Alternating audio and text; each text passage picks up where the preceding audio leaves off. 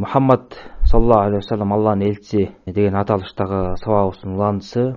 Бүгүнкү сабагыбыз өткөн баягы сабактарыбызда пайгамбар саллаллаху алейхи вассалам Аллахның элчиси деген эмне, пайгамбар саллаллаху алейхи вассаламды элчи деп кабыл алгандан кийин, моюнга алгандан кийин, күбөлүк келтиргенден кийин ошол нерсе адам баласынан эмнени талап кылат деп ошого байланыштуу көп сабактарды алганбыз. Ошонун арасында биз айттык элек, пайгамбар саллаллаху алейхи вассаламды элчи деп таанып моюнга алгандан кийин бизден талап кылына турган нерселердин ичиндеги эң зарыл болгон, ар бир мусулмандын мойнундагы милдет болгон нерсе бул шариатта Аллах субхана таалага ибадат кылганда, сыйынганда ошо шариаттын эрежеси менен, пайгамбар саллаллаху алейхи вассалам көрсөткөн жол менен Аллах таала буйргандай кылып Аллах таалага ибадат кылыш керек деген теманы айта кеткенбиз.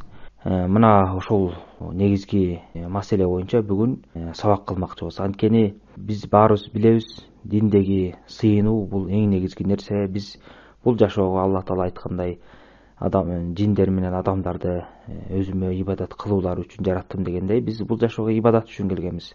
Аллах таалага кулчулук кылып сыйынышыбыз керек, жалынышыбыз керек, табынышыбыз керек. Анан ошо Аллах субхана таалага сыйынууну бизге үйрөтүп, жеткирип, кандай сыйыныш керек, кандай жол менен, кандай эреже менен сыйыныш керек деген милдетти пайгамбар саллаллаху алейхи вассалам бизге жеткирип үйрөтүп кеткен. Демек адам баласы Аллах субхана таалага сыйынганда эч качан өзү билгендей, өзү каалагандай сыйына берген болбойт.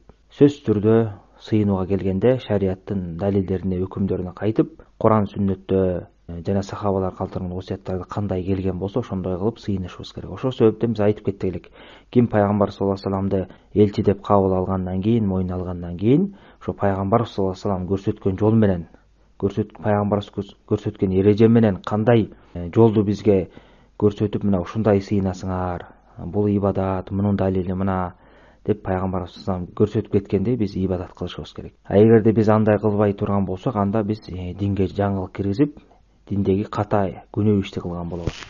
Ошондуктан ар бир адам ушул нерсени билиш керек. Эмне себептен бул маселени биз козгоп айтып атабыз? Анткени ушул маселеге келгенде көптөгөн адамдар жаңылып калышат. Илимсиздиктин айынан, надандыктын айынан, кээде ата бабаларды ээрчүүнүн айынан, же болбосо бир кандайдыр бир адамдарды улук тутуп, ошолордун айткан сөздөрүн тастыктабастан, далилдерине карабастан ээрчүүнүн айынан көптөгөн адамдар динде жок нерселерди кылып алышат. Бул динге кирген жаңылыктар. Шариат термининде бидаат деп коет. Кыргыздар бидаят деп коет. Ошондой нерсени биз абайлап динге жаңылык киргизип алуудан өтө сак болушубуз керек. Анткени пайгамбар саллаллаху алейхи вассалам өзүнүн өмүрүндө кылган дааватында ушундай нерселерден эскертип, үммөтүн кайтарып кетти. Анткени пайгамбар саллаллаху алейхи вассалам вазифасы билебиз, милдети Аллах субхана тааланын динин толугу менен жеткирип, толугу менен элге түшүндүрүп берген. Биздин динибиз эч бир алымчага, кошумчага муктаж эмес. Дин толугу менен жетип бүткөн. Болгон адам баласынын милдети ошону жакшылап изилдеп окуп, ошого гана амал кылуу. Ошондуктан Жабир аттуу сахаба риваят кылган хадисте келет, бул Муслимде, ошо пайгамбар саллаллаху алейхи вассалам ошо хутба сайын өзүнүн үммөтүн эскертип, баягы бидаттан кайтарып кеткен. Иштердин жаманы бул бидаат иш, бардык бидаат бул адашуу деп пайгамбар саллаллаху алейхи вассалам ошо хутбаларында айтып жүрчү. Демек бул маселе өтө орчундуу, өтө баягы элге зарыл болгондуктан пайгамбар саллаллаху алейхи вассалам ошол нерселерди эскертип айтып кетти. Анткени адам баласы кандайдыр бир динге кирген жаңылыкты, бидаатты кылган болсо, аны ташташы кыйын болот. Эмне себептен? Анткени адам баласы аны бул диндеги туура иш, мен ушу менен Кудай Таалага жакындап атам, ибадат кылып атам деп ойлойт да. Ошондуктан андан кайтышы кыйын болот. Эгерде кандайдыр бир адам бир күнөө иш кылган болсо, мисалы, ууру кылып же киши тоноп же арак ичип жүргөн болсо, анын күнөө экенин билет көпчүлүк адамдар. Болгону нафсисине алдырып ошондой нерселерди кыла беришет. Анан андай адамдарга даават кылып эскерткен болсо, мойнуна алып үргүнү таштармын, же болбосо уялып калат, же болбосо баягы жок дегенде бул мен туура иш кылып атам, мен ибадат кылып атам деп айтпайт да. Кыла берсе дагы мойнуна туура эмес ишкенин мойнуна алат. Андай адамдардан үмүт кылса болот, бир күнү таштап кайтып калар деп.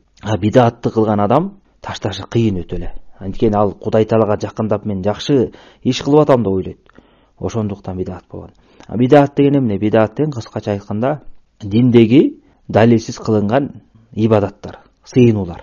Кимде-ким Кудай Таалага кандайдыр бир ибадатты, кандайдыр бир сыйынууну аткарып, Кудай Таалага жакындап, анан ошону динден деп эсептеген болсо, далилсиз Курандан, сүннөттөн же сахабалардын айткан асар осуяттарынан далил алып келбей, өзүнөн өзү гана ойлоп таап же бирөөнү ээрчип кылган болсо, анан далил жок болсо, ошол бидат болот. Мындайча айтканда, ошо адам, кайсы бир адам Аллах субхана таала далилсиз ибадат кылган болсо, демек ошол бидат. Ошондуктан биз жана сабактардын башында эле какшап айтып келатабыз. Адам баласы пайгамбар саллаллаху алейхи вассаламга баш ийгенден кийин, пайгамбарыбызды пайгамбар деп билгенден кийин, аны сүйгөндөн кийин, аны ээрчигенден кийин сөзсүз түрдө пайгамбар саллаллаху алейхи вассалам кандай кылып Аллах субхана таала сыйынып бизге ошону жеткирип көрсөтүп кеткен болсо, ошондой кылып сыйыныш керек. Эгерде ал өзү билем деп кылган болсо, анын иши өзүнө кайтарылат, кабыл алынбайт деп. Мына бул жөнүндө пайгамбар саллаллаху алейхи вассалам ачык эле хадис айткан. Бул хадисти Айша энебиз риваят кылат, Бухари, Муслимде келген хадис. Ошондо пайгамбар саллаллаху алейхи вассалам хадистин маанисинде айтылат: кимде-ким биздин динибизге ошо динде жок нерсени киргизген болсо, ал өзүнө кайтарылат. Демек ал кабыл кылынбайт дейт. Муслимдин башка бир риваятында келет: кимдеги ошо биздин динибизде жок нерсени, динибиздеги жок нерсени аткарган болсо, кылган болсо, ал өзүнө кайтарылат деген.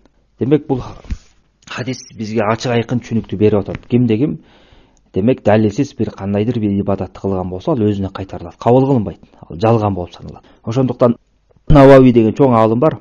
Жана 40 хадисти топтоп жазган, анан Момундар бакчасы сады праведник деген китеп бар го, Рияды Салихин деп коет, арабчасы. Ошону жазган киши Навави деген, бул Шафии мазхабындагы чоң белгилүү аалымдардын бири. Ошол киши ушул хадистин шархында айтат мындай депчи: бул хадис өтө ислам дининдеги өтө чоң улук эрежелердин бири. Жана ошондой эле бул хадис пайгамбар саллаллаху алейхи вассаламдын кыска жана көп маанини камтыган сөздөрүнүн бири. Анткени бул хадис ачык айкын эле бардык жаңылыктарды, бидаттарды ачык айкын кайтарып жокко чыгарып атат деп айткан. Демек бул киши айтып кеткендей эле, бул хадис өтө чоң эрежени, көп нерсени камтыган, айрыкча ошо бидаттарды ачык айкын четке аккан хадистердин бири. Ошондуктан көптөгөн аалымдар ушул хадистерге көңүл бурушуп, шархтап, элдерге түшүндүрүп берет. Ошондуктан ар бир мусулман баягы динди үйрөнгөн кезде, сүннөткө бекем болгон кезде сөзсүз түрдө ушундай хадистерди жаттап, элдерге дагы жеткирип айтыш керек. Анткени пайгамбар саллаллаху алейхи вассалам динди жеткирди, дин аманаты бизге жеткирди, биз башкаларга дагы үйрөнүп жеткиришибиз керек. Анткени көптөгөн адамдар жакшылык кылабыз деп, бирок ошо баягы максаттары туура болгону менен кылып аткан иштери шариатка төп келбей калат. Ибн Масуд айткандай, пайгамбар сахабаты, канча деген адамдар жакшылык каалайбыз деп, ошого жетпей калышат дейт. Ошондуктан бул өтө зарыл маселе. Бул диндеги жаңылыктын, бидаттын коркунучу, бул өтө баягы адам баласына зыян келтире турган нерсе. Ошондуктан сактанышыбыз керек. Аллах субхана таалага ибадат кылаарда кылдаттык менен изденип, ушундай бир ибадат бар бекен же жок бекен, далили кандай экен деп ошону издеп тактап, анан ошону аткарышыбыз керек. Мындайча айтканда, ээрчиме адам болбош керек. Кээ бир илимсиз нерселер, илими жок эле нерселерди айтып койгон болсо, кандайдыр бир ибадаттын бир түрүн, ошону угаар замат эле дароо эле ээрчип кете берген болбойт. Ошону тактап сурашыбыз керек. Мисалы, биз күнүнө 5 убакыт намаз окуп атабыз, бирөө бизден келип, неге 5 убакыт намаз окуйсуңар десе, айтабыз да, бул Аллах субхана таала бизге буйруган парыз. Мына Куранда намаз оку деп келген, пайгамбар саллаллаху алейхи вассалам өзүнүн хадистеринде айткан деп, ошо билген далилдерибизди көрсөтүп беребиз. Ошондой эле кимдеги кайсы бир ибадат кылып аткан болсо, бирөө сураган болсо же бирөө үйрөтүп чакырганда, мына ушул бул жөнүндө Куранда келген же пайгамбарыбыз айткан же сахабалар айткан деп, ошону биз түшүндүрүп, далилдеп беришибиз керек. Мына ошондо гана биз жанагы пайгамбар саллаллаху алейхи вассаламды чыныгы сүйгөн адам болобуз. Пайгамбар саллаллаху алейхи вассаламга баш ийип, чыныгы күбөлүк келтирген адамдар катарына киребиз. Анткени чыныгы күбөлүк келтирүү эмне деп айтып келатабыз? Ошо пайгамбар саллаллаху алейхи вассалам эмнени буйруса, ошону буйруктарын аткаруу, эмнеден кайтарса, ошо кайтарган нерселерден кайтарылуу, жана пайгамбар саллаллаху алейхи вассалам эмне жөнүндө кабар берген болсо, ошонун баарына ишенүү, жана ошондой эле пайгамбар саллаллаху алейхи вассалам көрсөткөндөй Аллах субхана таала ибадат кылуу, шариатта кандай эрежелер менен келген болсо, сыйынуу, ошо менен сыйынып, ошол эрежелерге кармап Кудай таала жакындоодо айтып келатабыз. Мына ушуну иш жүзүндө ар бир адам аткара билиш керек. Болбосо баягы диндеги кирип кеткен жаңылыктарга адам баласы азгырылып кетиши өтө эле тез болот. Анткени сүннөт душмандары да көп, алардын ар кандай күмөндүү шубхалары, далилдеп санап алган нерселери көп. Ошондой нерселерди элдин башын айлантуу, адаштыруу максатында китеп кылып жазышат, же видео кылып же аудио кылып чыгарышат. Ушунун баарынан адам баласы сак болуш үчүн туура илим алып өзүн өзү коргош керек. Сүннөт менен, илим менен коргош керек. Болбосо бат эле тез эле алданып калат. Ошондуктан бул бидаттын коркунучу чоң болуктун жана жогоруда айткандай пайгамбар саллаллаху алейхи вассалам эскертип кеткен. Жана ошондой эле пайгамбар саллаллаху алейхи вассалам сахабалар андан кийинки алдымдар да эскертип кеткен. Мисалы, пайгамбар саллаллаху алейхи вассалам Абдуллах ибн Омар деген сахабасы мындай деп айткан да: баардык бидат, баардык диндеги жаңылык бул адашуу. Эгерде ошону адамдар аны жакшы деп билишсе дагы же сооп иш деп билишсе дагы ал адашуу деп эсептеген да. Аны адамдар жакшы деп ойлошсо дагы ал адашуу болот дейт. Көрүңүзбү, Ибн Омар ушундай өкүм чыгарып атат. Диндеги кандай жаңылык бидат болбосун, ал адашуу болуп саналат. Адамдар аны жакшы деп көрүшсө дагы, жакшы деп билип алса да, же болбосо биз бул сооптуу иш деп ойлоп алышса дагы, ал баары бир адашуу болот. Жана ошондой эле Абдуллах ибн Масуд деген сахабасы пайгамбар саллаллаху алейхи вассалам баягы элге даават кылып эскерткен. Силер ээрчи келе дейт, иттабиу дейт. Мындайча айтканда, шариатта кандай нерсе келген болсо ошону ээрчип кармангыла. Вала таптади фақат куфитум. Жана силер бидатты кылбагыла, бидатты чыгарбагыла, силерге жетишерлик, жетиштүү болду. Мындайча айтканда, шариаттагы баардык өкүмдөр баяндалып бүткөн. Ошону эле кармансаңар, силерге жетиштүү, ашыкчасы кереги жок деп мына Ибн Масуд ушундай асарды риваят кылып атат. Мына ошого окшогон алымдардын, башка сахабалардын сөздөрү өтө эле көп. Адам баласы ошондуктан динине бекем болуп, пайгамбарыбыз чыныгы ээрчийим деген болсо, чыныгы сүйөм деген болсо, анда пайгамбар саллаллаху алейхи вассаламдын сүннөтүн бекем кармап, ар бир кылган ибадатын далилдин жүзүндө аткарганга аракет кылыш керек, ошону такташ керек. Жөн эле ээрчиме кылып, баланчадан уктум эле, ата бабаларым кылды эле, же баланча молда кылып атты эле, биздин молдолор кылып жүрдү эле, булар деле кылып атпайбы, көпчүлүк адам кылып атпайбы деген нерсе болбош керек адамда. Анткени илимсиздиктин айынан канча деген адамдар, жамаат болгон, же болбосо мамлекет деңгээлиндеги элдер адашып жүргөн нерселер бар. Ошондуктан адамдардын кылып аткан нерселери эч качан далил болуп саналбайт. Качан гана алардын кылып аткан иши динге, шариатка ылайык туура келген болсо, ошондо гана туура иш кылып атты деп, ошондо гана алып биз аларга кошулуп кылып аткан иштерин аткарсак болот, алар менен чогуу. Анткени алар далилин негизинде аткаргандыгы үчүн, шариат колдогондугу үчүн. Жөн гана баары чогулуп алып бир нерсени аткарып аткан себептен эмес. Ошондуктан бул маселени жакшы билип коюшубуз керек. Эми жабабыбызды кыскача түшүндүргөндөн кийин, элдерге дагы түшүнүктүү болуш үчүн кээ бир мисалдарды айта кетейин. Көптөгөн адамдар ошол нерселерди жакшы иш, Кудай Таалага жакындап атабыз, сооп таап атабыз деп ойлойт, бирок акыйкатта алар динге кирип кеткен жаңылыктар. Эми бул динге кирип кеткен жаңылыктарды санап отурсак өтө эле көп. Анан мындайча айтканда, элдерге көп тарап кеткен кээ бирлердин 5-6 ушу бидаттын түрлөрү бар, ошону мисал катары айтып кетейин. Мына ошолордун биринчиси салату рагаиб намазы деген бар да. Бул жана Ражаб айында келет. Муну динге аралашып жүргөн, же болсо кээ бир баягы молдолор менен мамилешип жүргөн адамдар билет. Рагаиб намазы деп коет. Бул ошо Ражаб айынын алгачкы биринчи жумасында окулат. Ошо жума күнгө огон түнү, бейшемби күнү кечинде окула турган намазда 12 рекет намаз. Анан ким окуса ушундай соопко жетет деген пайгамбардын атынан жалган айтылган хадис бар. Муну көптөгөн алымдар баяндап кетишкен жалган экенин. Бул намаздын окулушу да кызык. 12 рекет окуйсуң, 2 рекетин окуйсуң, Фатиханы окуйсуң, анан Ихласты мынча жолу андай мындай зикир айтасың, тигиндей зикир айтасың деп адам баласы окуп атып эле өзү деле адашып кетиш ыктымал да. Мындайча айтканда кызык намаз. Мына ушуну көп адамдар аткарышат. Бул Кыргызстанда да бар. Кээ бир жерлерде, кээ бир аймактарда ушуну кээ бир молдолор ошо Ражаб айында ошо рагаиб намазын окуйлу деп чогулуп окуп калышат. Бул бидат нерсе. Муну көп алымдар кайтарган. Ошо Ханафи мазхабында деле ушул намазды дагы бидат деп айткан алымдар болгон. Мисалы Ибн Жейм ошо Бахр Райх деген китебинде айткан. Ибн Абидин ошо Хашия китебинде дагы ошол кишинин сөзүн алып келет. Андан башка алымдар да эскертип кеткен. Демек бул дагы мына элдерге дин катары кирип кеткен бидат намаздын бир түрү. Жана ошондой эле Бараат кечеси деген бир бидат бар. Ошо Шаабан айынын жарымында боло турган бир кече бар, Бараат кечеси деп коюшат. Ошол күнү элдер чогулуп алышып, атайын жеке ибадаттар аткарышат. Кээ бирөөсү 100 рекет окусаң болот деп айтат. Бул дагы туура эмес. Ошо 100 рекет окуу боюнча дагы ошо Навави жана башка алымдар айткан, бул динге кирип кеткен өтө жаман бидаттардын бири деп айткан да. Ошондуктан Бараат кечеси деп ошо Шаабан айында кылып турган кеченин дагы артыкчылыгы, атайын ибадат кылына турган артыкчылыгы да жок. Албетте адам баласы күнүмдүк жашоодо кылып аткан ибадаттарын кылса болот, бирок атайын ушу бараат кечесинде мындай орозо кармаш керек, тигиндей намаз окуш керек деген мунун баары тең далилсиз. Буга атайын келген эч бир далил жок. Кээ бирөөсү ошо тиешеси жок эле бир хадистерди алып келип ошону далил кыла беришет. Бул жөнүндө дагы сабак кылып чыгарганбыз. Ким кененирээк угам деген болсо ошол YouTube'дан издесе табат. Бараат кечеси же Шабанын жарымда боло турган ибадатка же болсо ошого байланыштуу келген хадистин түшүндүрмөсү деген темадагы ушундай айтар ошого байланыштуу сабакта чыккан. Ким кааласа кененирээк угаса болот. Андан кийин жана Кадыр кечесинде Кадыр түн бар, баарыбыз эле билебиз. Бул Рамазан айында, Рамазандын акыркы 10 күнүндө боло турган Кадыр кече сооптчулугу 1000 айдан артык болгон өтө сооптуу түндөрдүн бири. Анан кээ бир адамдар ошо түндү белгилүү бир түндү белгилеп алышып, ошо 10 күнлүктүн бирөөсүндө, айрыкча 26-сына, 27-сине караган түндү. Анан ошондо кээ бир ибадаттар чектеп алып кылышат.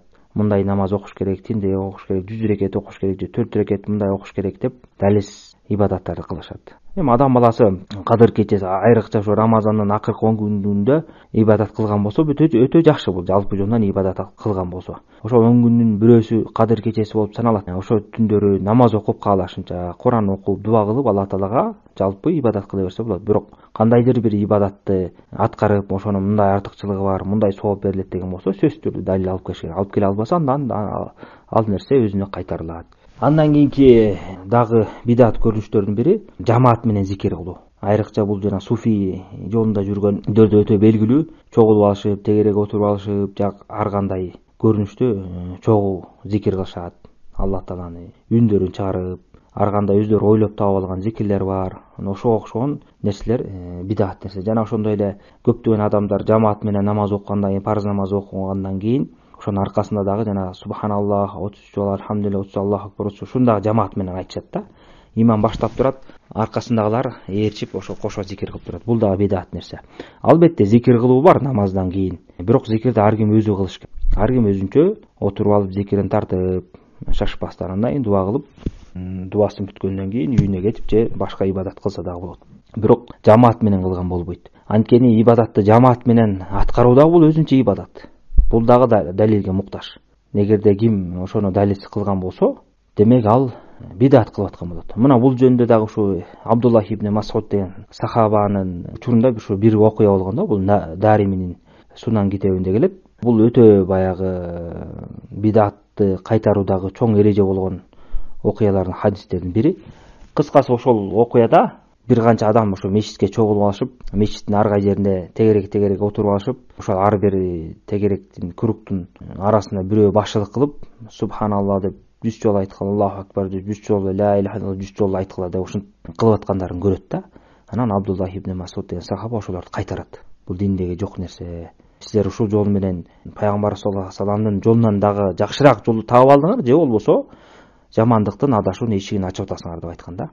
Ошондуктан жамаат менен зикир кылуу дагы бул өзүнчө далилге муктаж нерсе. Ошондуктан кимде ким кайсы бир зикирди жамаат менен кылып аткан болсо, ошо дароо далил талап кылышыбыз керек. Муну пайгамбарыбыз кандай жеке түрдө айткыла дегенби, же жамаат менен айтылган дегенби, кана далил депчи. Анан булар кээ бир чала моллолор бар, далил десе эле Курандан, мисалы Куранда Алла Таала көп жолу айтканда, көп жерде айтат да, мени зикир кылгыла, мени эскергиле, фазкуруллах касирон жолсо фазкуруни деп көп эле айтат да. Мени эстегиле, мага зикир кылгыла, мени көп зикир кылгыла депчи. Анан Алла Таала мына көп зикир кылгыла деп атпайбы деп эле анан жамаат менен кыла берет. Ал жерде жамаат менен кылгыла деп айткан жок да. Ал зикир кылгыла деп айтып атат. Ооба, биз зикир кылабыз, Алла Тааланы эстейбиз. Бирок кандай сүрөттө, кандай түрдө кылабыз? Анын баарын пайгамбар саллаллаху алейхи вассалам ошо өзүнүн даватында бизге ошону үйрөтүп кеткен. Жеке зикирлерди жеке кылган, жамаат менен боло турган болсо далил менен көрсөтүп кеткен, эркин зикир болсо эркин кылган. Ошонун баары тең биз далил негизинде аткарышыбыз керек. Андан кийинки мисал даават жолунда. Мисалы таблих жамаат деген бар, ошолор мисалы даават кылып атканда 3 күнгө чыгабыз, 40 күнгө чыгабыз, же 4 айга чыгабыз деп даават жолун баягы чектеп күндөрдү белгилеп алышкан. Мунун баары тең диндеги жаңылыктар, диндеги келген эмес. Мындай чектээлөрдү пайгамбар саллаллаху алейхи вассалам да кылган эмес, анан сахабалар да кылган эмес, табииндер да, керек болсо 4 имам башчыда, имам Азам, имам Шафи, имам Малик, имам Ахмад, ушунун баары тең билген да эмес, кылган да эмес. Бул ушу 100 жылга жетпеген эле бир аралыкта Мухаммад Ильяс Кандахляви деген адам ушундай дааватты чыгарып, ушу дааватта ушундай чектээлөрдү киргизген. Мунун баары тең далилсиз. Анткени баягы адам баласы ушу дааватка чыгып атканда таблих жамааты ушу менен Кудайга жакындап сооп болуп атат. 23 күнгө чыкса мындай болот, 40 күнгө чыкса мындай болот деп сооп издеп атышат да, жакшылыкты каалап. Демек жакшылыкты каалаган болсо, ким сооп издеген болсо, демек ал ибадат кылып атат. Ибадат далилге муктаж. Ким далил алып келе албаса өзүнө кайтарылат. Ошондуктан мындай дааваттагы чектөөлөр мунун баары тең бидат болуп саналат. Андан кийинки бидаттын дагы бир түрү, ушул менен аяктайбыз. Бул негизги же болсо көп тараган, жыл сайын кайталанып турган бидаттардын бири. Айрыкча ушул күнү же бүгүнбү же эртеңки күнү боло турган нерсе бул жанап Маулид деп коет. Пайгамбар саллаллаху алейхи вассалам туулган күнү деген бир динге кирип кеткен бир жаңылык бар. Ана мусулманча айы менен айтканда Рабиел Ауал деген ай бар да. Бүгүн менимче ошо 11 болуш керек, же 12сиби билбейм, 11 болуш керек. Анан ошо пайгамбар саллаллаху алейхи вассалам ошо Рабиел Ауал айынын 12-күнү туулган деп көп адамдар ошентип ишенишет. Же болсо ушул бидатты кылып жүргөн адамдар ошону ишенишет. Анан бүгүн 11 болсо эртең 12си. Же бүгүн 12сиби мен азыр так билбей атам. Ошол айтор 12-чи Рабиел Ауал айында туулган деп эсептешет. Ошондуктан ушул күндөрү айрыкча ушул бидатты кылып жүргөн адамдар катуу даярдык кылышып, өздөрү билген ар кандай ибадаттарды кылып, пайгамбарыбызды эстеп, өмүр баян окушуп, чогулушуп, ырдашып, ошого окшогон бидат нерселерди аткарышат. Кээде ошо чогулуштарда пайгамбарыбыз саллаллаху алейхи вассалам мактайбыз деп атып, Аллах субхана тааланын даражасына чейин теңеп, Алла таала ширк келтирип коюшат. Мына ушундай да көрүнүшү жок эмес. Бул мына ошо жыл сайын кайталанып аткан, балки майрамга айланып кеткен бидаттардын бири. Бул дагы диндеги кайтарылган нерсе. Муну биздин шариятыбыз эч качан көрсөтүп, элге буйруган эмес. Жана ушул нерсени айтаардын алдында айтып кетейин. Пайгамбар саллаллаху алейхи вассаламдын ошо төрөлүшү кайсы күнү, кайсы датада төрөлгөнү так маалымат жок. Алымдардын арасында ар кандай ой пикирлер бар. Кээ биреси 12-сине десе, кээ биреси башка датаны тарыхта айтышат. Ошондуктан 12-чи Рабиел Ауал күнү туулганы бул өзү аныкталбаган, такталбаган маалымат. Бирок таң калыштуусу пайгамбар саллаллаху алейхи вассаламдын каза болгон күнү ошо 12-чи Рабиел Ауал болгон да. Мунда талаш жок. Пайгамбар саллаллаху алейхи вассалам өмүр баян издеген, пайгамбар саллаллаху алейхи вассаламдын сыйрасын билген алымдардын арасында эч бир талаш жок. Пайгамбар саллаллаху алейхи вассалам дүйнөдөн өткөндө 12-чи күнү Рабиел Ауалдын 12-чи күнүндө өткөн да. Анан ушу пайгамбар саллаллаху алейхи вассаламдын туулган күнүн өткөрүп аткан адамдарга таң калса болот да. Булар пайгамбар саллаллаху алейхи вассаламдын өлгөн күнүн өткөрүп аткан сыяктуу да. Кудай сактасын, булар эмне максатта өткөрүп атышат. Жана жогоруда айтып кеткендей, пайгамбар саллаллаху алейхи вассаламдын ошол күнү төрөлдү деген эч бир так маалымат жок. Жана ошондой эле бул Маулид өткөрүү исламдын алгачкы доорунда, андан кийинки алтын муун болгон сахабалардын доорунда, табииндер, атба табииндерди ээрчигендердин доорунда болгон эмес. Бул көрүнүш 4-кылымда сүннөткө каршы болгон Убейдиюн же Фатимиюн деген мамлекет болгон. Шиялар башкарган. Ошол заманда чыккан диндеги жаңылык болуп саналат. Ага чейин мындай жаңылык, мындай диндеги жаман бидат көрүнүш эч качан болгон эмес. Мына ошолордон кийин гана элде таасирленип, анан дүйнөнүн көп жерине жайылып кеткен. Болбосо пайгамбар саллаллаху алейхи вассалам туулган күнүн пайгамбар саллаллаху алейхи вассалам өзү өткөргөн эмес. Өзү качан туулганын, кайсы күнү туулганын жакшы билчү пайгамбар саллаллаху алейхи вассалам. Жана ошондой эле эгерде ушул жакшы иш боло турган болсо, өзүнүн үммөттөрүнө башка ибадаттарды буйрук кылгандай эле, башка жакшы иштерди көрсөтүп кеткенде эле көрсөтүп кетет эле. Мына мен ушул күнү туулдум, ушуну өткөргүлө, майрамдагыла, ушул күнү мени эстегиле, жакшы жагымды айткыла, мактагыла, силерге сооп болот деп айтат эле да. Пайгамбар саллаллаху алейхи вассалам мындай нерсени кылган жок. Эгерде жакшы иш болгондо пайгамбар бизге саллаллаху алейхи вассалам ушуну сөзсүз үйрөтөт эле. Жана ошондой эле муну сахабалар да кылышкан жок. Же кимдир бир айта алабы, мен пайгамбар саллаллаху алейхи вассаламды сахабалардан артыгыраак жакшы көрөм, сахабалардан артыгыраак ээрчийм деп айта алабы? Албетте айта албайт. Ким айткан болсо ал аныг адашкан адам болот. Пайгамбар саллаллаху алейхи вассаламдын кадыр баркын жакшы билген адамдар сахабалар болгон. Пайгамбарыбызды эң жакшы, эң туура ээрчиген ошол сахабалар болгон. Ошолордун бирөөсү дагы пайгамбар саллаллаху алейхи вассаламдын туулган күнү деп өткөрүп майрамдаган эмес. Эми сахабаларды айтып бүттүк. Андан кийин табиин, ош сахабалардан таалим алган табииндер да кылган эмес. Табииндерди ээрчиген атба табииндер да кылган эмес. Андан кийинки мына 4 имам фикх илиминдеги имам башчылар. Имам Азам, имам Шафи, имам Малик, имам Ахмад булар да кылган эмес. Булар да билген эмес мындай нерсени. Анан азыркы ушундай чала молдолор чыга калды. Ошол алымдарды, алардан мурдакы табиин сахабаларды керек болсо пайгамбар саллаллаху алейхи вассаламды аттап өтүшүп, биз жакшы иш кылып атабыз, жакшы нерсеге чакырып атабыз, пайгамбарыбыздын туулган күнүн эстеп атабыз, жакшы ибадат өткөрүп атабыз деп алар кылбаган иштерди аткарып атышат. Алар эмне пайгамбар саллаллаху алейхи вассаламдан, сахабалардан, ошо табииндерден, мурунку алгачкы алымдардан акылдуураак болуп кетиштиби, же алардан артык динди кармап пайгамбарыбызды сүйүп кетиштиби? Жок, антишкен жок. Болгону булар билимсиз ээрчиме жолу менен бирөөлөрдөн угуп алып, анан пайгамбар саллаллаху алейхи вассаламды сүйүп атабыз, ээрчип атабыз деген бир далилсиз бир имиштерге, же болбосо кандайдыр бир күмөнсүз далилдерге таянып алып, мына ушундай нерселерди кылып, өздөрү да адашып, элдерди да адаштырып жүрөт. Ошондуктан адам баласы ушундай нерседен сактаныш керек. Албетте баарыбыз тең пайгамбар саллаллаху алейхи вассаламды сүйөбүз. Эгерде пайгамбар саллаллаху алейхи вассалам ушул нерсени өзү көрсөтүп кеткенде биз жанталашып калат элек. Жыл сайын эмес, күн сайын өткөрөт элек, эгерде күн сайын өткөрүлү деп айта турган болсо. Бирок мындай нерсени пайгамбарыбыз бизге үйрөткөн жок. Демек, ким пайгамбар саллаллаху алейхи вассалам чыныгы сыйлайм деген болсо, чыныгы урматтайм деген болсо, анда пайгамбар саллаллаху алейхи вассаламдын сүннөтүн кандай көрсөткөн болсо, ошондой кылып ээрчип аткарыш керек. Эгерде ким андай кылбаган болсо, анын айткандары жалган. Жөн гана куру сөз менен эле пайгамбарыбызды сүйөм деп айтып жүргөн адамга эле айланат. Ошондуктан ушундай нерседен өзүбүз тыйылып, башкаларды да тыялы. Мына альхамдулилlah биздин кээ бир туугандарыбыз ошо Сүннөткө багыт каналына кечээ бүгүн эле чыгарды. Ошо пайгамбар саллаллаху алейхи вассалам туулган күнүнө байланыштуу которулган хутба. Ошону өзүңүздөр да окуп, туугандарга, башкаларга да таратыңыздар. Эгерде ошонун аркасынан бирөө ушул нерсени түшүнүп, мындай бидатты таштап жакшылыкка келип калган болсо, силер үчүн да сооп болот. Биринчиден өзүңүздөр түшүнүңүздөр, жана башкаларга жеткириңиздер. Анткени мындай нерселер, ушундай маулид өткөрүү көп кайталанат. Кээде мечиттерде өткөрүшөт, кээде үйлөрдө өткөрүшөт. Жана ошондой эле маулидти өткөрүү азыркы заманда кээ бир жерлерде, кээ бир чала молдолор үчүн бул бизнеске айланып кеткен. Ушул күнү атайын спорт сарайларында же чоң театрларда элдерди чогултуп атышып, алдын ала жарыя беришип, же конкурс уюштуруп, байгелерди коюп, бул китепти окугула, пайгамбар саллаллаху алейхи вассаламдын өмүр баянына байланыштуу тигини окугула, анан сынак болот, ким өткөн болсо мындай байгеге жетет деп ушундайларды кылып жүрүшөт. Чоң спорт сарайларда концерт берип жүрүшөт, пайгамбар саллаллаху алейхи вассалам туулган күн өткөрөбүз деп. Керек болсо Кыргызстандын ичинде чектелбей чет өлкөлөргө чейин барып, Россияга барып, карапайым элдин башын айлантып, акча топтоп бизнес кылып жүрүшөт.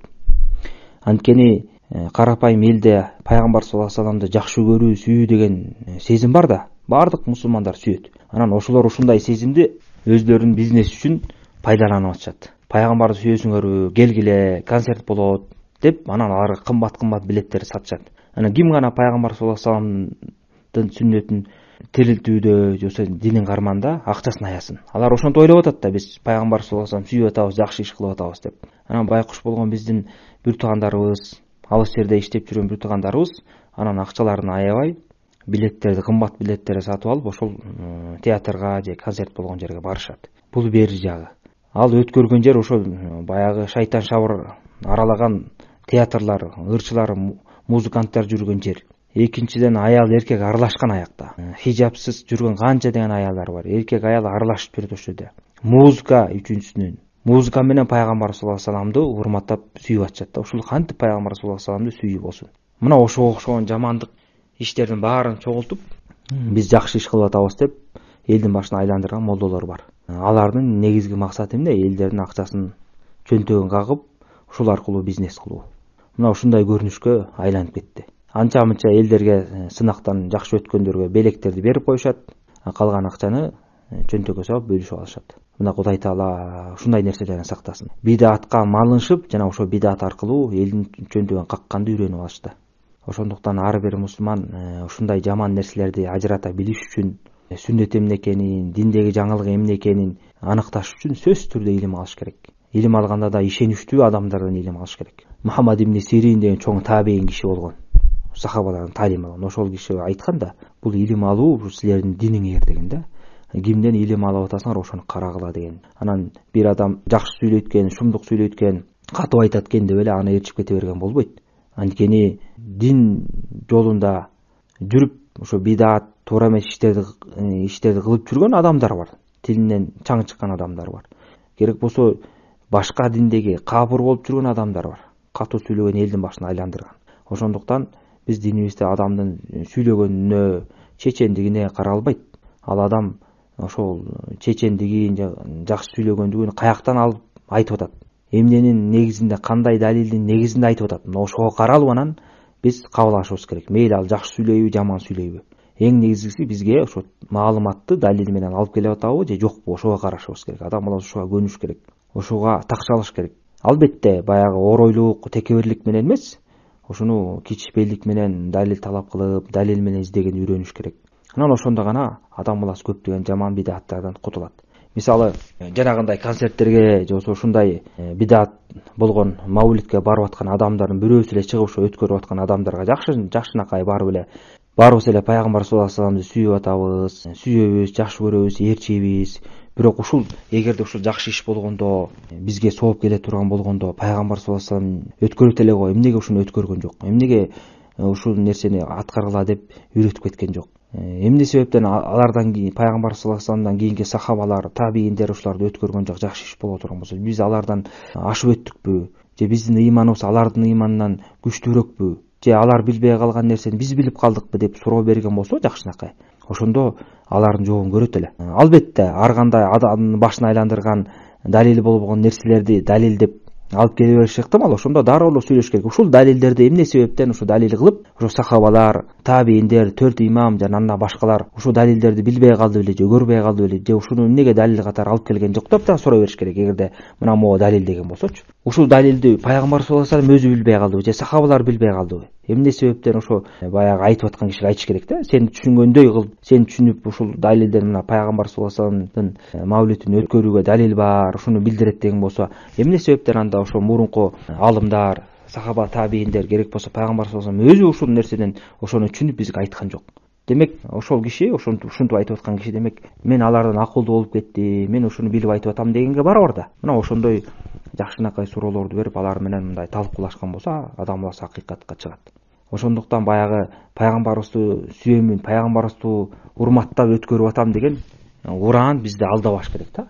Канчадан адамдар мен динге жакшылык кылып атам деп коюп, ошонун аркасынан башка нерсени максат кылат же болбосо адашып билимсиздик менен кылып атат. Ошондуктан биз алданбашыбыз керек. Жана жогоруда айтып кетпедимби? Жана Абдуллах ибн Масуд деген сахаба ошо мечиттеги чогулуп алып зикир кылып аткан адамдарды көрүп кайтарган деп. Ошол кезде ошентип кайтарган убакта ошолордун бирөөсү айтат да, биз ушул нерсе менен биз жакшылык каалап атабыз, жамандык каалаган жокпуз дегенде, ошол сахаба айтат, канча деген жакшылык каалаган адамдар ошого жетпей калып атат деген да. Ошондуктан бир нерсени кылам деп жакшылыкты максат кылуу менен биргеликте ошого алып бара турган жол да туура болуш керек да. Мисалы, бир адам жакшылыкты каалап алып туруп, бирок ошого бара турган жолду билбесе, ага жетпейт да. Мына жөнөкөй эле мисал, бир адам бир жерге сапар кылайын деп чыкты, анын сапар кылуусу же болбосо бара турган жери анык, бирок да ошого бара турган жолду билбесе, ал адашат. Ошондой эле биз пайгамбар саллаллаху алейхи вассаламды сүйөбүз, урматтайбыз деп баарыбыз эле айтып атабыз, баарыбыз эле сүйөбүз, урматтайбыз. Сүйбөй турган эч бир момун жок. Эми ошол сүйүүнү, урматтоону туура жол менен кылыш керек. Ошо сахабалар, табииндер кандай сүйгөн, кандай урматташкан, мына ошолордун салафус солихтердин жолу менен биз сүйүп урматташыбыз керек. Ошондо гана адашпай пайгамбар саллаллаху алейхи вассаламдын акысын толугу менен туура берген болобуз. Эгерде бул жолдон тая турган болсок, анда өзүбүз да адашабыз, башкаларды да адаштырып коебуз. Аллах субхана таала баарыбызды адашуудан сактасын, сүннөт жолунан тайдырбасын, бидат жолуна малдырбасын. Кайда жүрсөк дагы сүннөттүн үстүндө жүрүп, бидаттан алыс бололу. Аллах субхана таала алган илимибизге пайда берсин. Бүгүнкү сабагыбыз ушу менен аяктады. Аллахумма салли ва саллим аля абдика ва расулика набийина Мухаммад ва аля алихи ва сахби ажмаин.